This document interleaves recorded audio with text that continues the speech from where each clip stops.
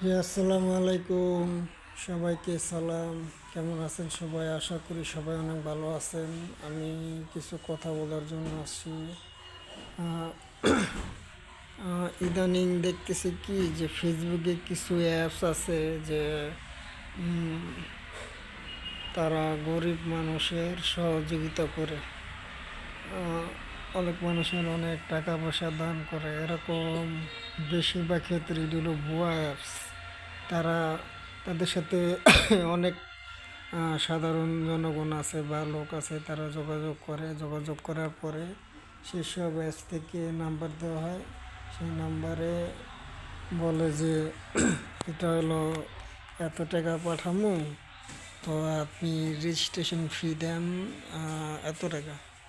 তো আসলে registration fee এটা কিসের? এটা তো কিছুই না, এটা হলো সম্পূর্ণ ভুয়া। তো এরকম অনেক মানুষ আছে যে প্রতারিত হয়। তো এইসব ক্ষেত্রে জনগণের সচেতনতা হওয়া উচিত।